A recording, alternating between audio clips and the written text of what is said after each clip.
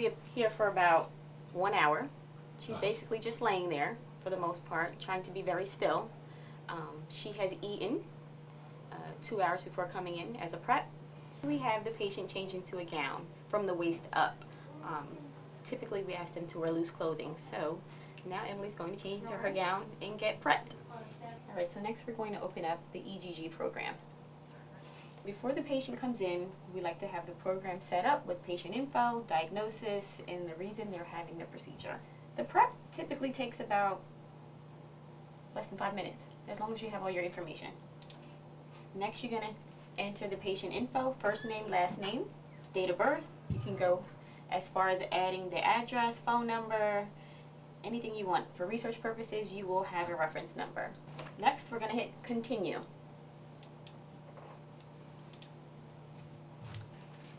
So the next screen is a pre-study screen, and it's basically a way to select the reason that the patient is here and what their diagnosis is. You can check vomiting, nausea, gastroparesis. You can add any additional notes that you'd like to add for the doctor. Also, you're going to add the attending physician, the referring physician, and the tech. And then you're just going to hit begin study. The patient typically comes in with loose clothing. They are told not to wear any perfumes or lotions, and we can now put the equipment on.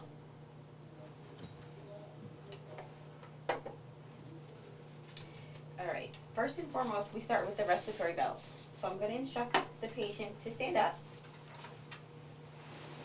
and turn with your back to me. You're going to lift up your arms, and we're going to put this belt around her on top of the gown, right over her chest. We want to make sure the belt is snug. If you can turn around, so we can see there isn't very much space here. It's very snug, but not uncomfortable.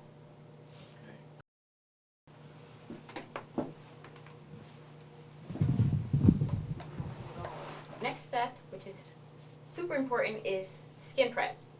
So I'm just going to begin to recline.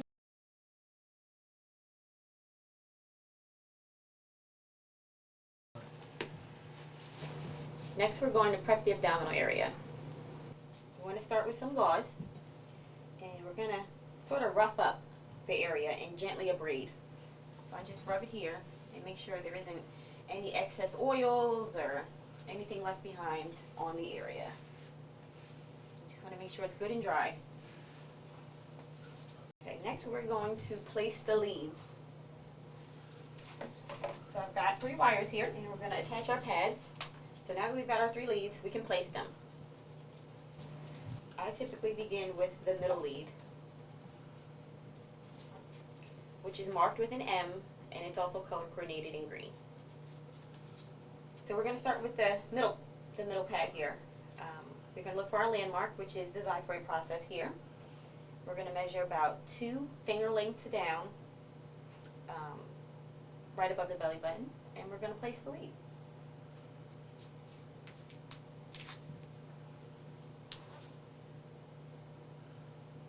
Next we have the flap just below the last rib.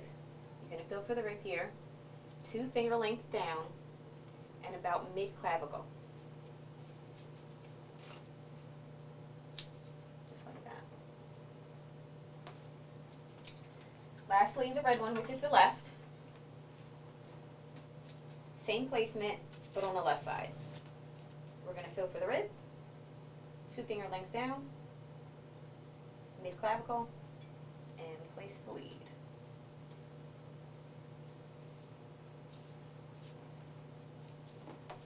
That's it for that. Alright, now we're going to go ahead and secure the wires into our module. So we've got everything color coordinated here. We've got our black lead, which plugs in to the black. Got our green to green, and our red to red. Next, we're going to connect our respiratory belt to the module, just like so, just like a phone cord.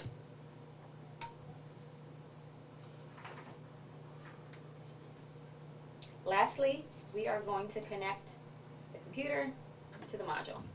Next, we're going to place the module in a secure place where it's flat and it won't be disturbed. Right, we're going to have the patient remain very still as a reminder to keep her arms at her sides and her legs uncrossed. Breathe normally and just try not to move. Next, we can begin the baseline.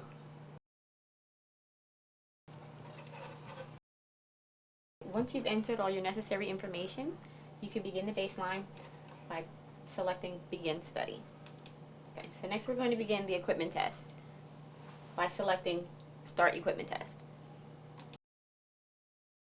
But what we need to do is wait for this to turn green, and it's typically 2 minutes.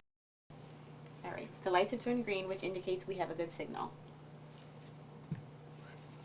Next we can begin the baseline by selecting Begin Baseline.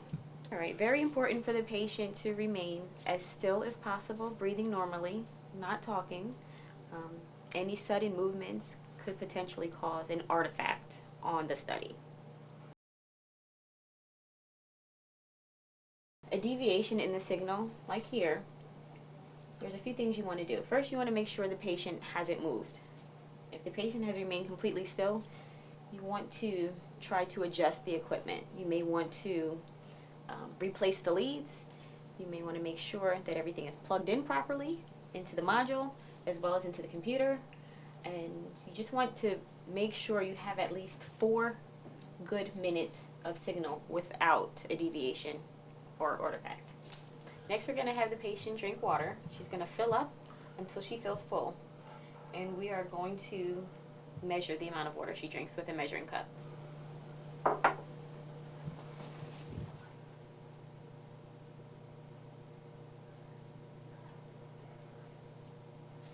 So the patient is just drinking, room temperature water steadily until she feels full.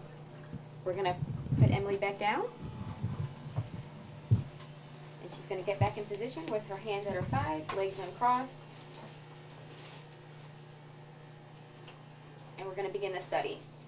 Okay, we've recorded the amount of water she drank, and now we can input it into the program by selecting water load. Emily drank about 40 ounces. So we're going to go ahead and input that information in.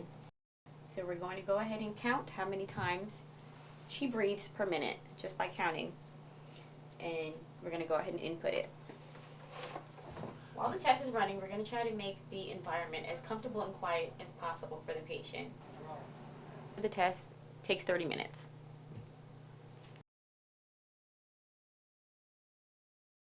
Now that the test is complete, we can either select Finish to end the test, or we can extend it out for 10 more minutes if we've noticed artifacts. Now you're going to select Finish, or selecting File and Save. Right, now that the test is complete, we can remove the equipment from the patient.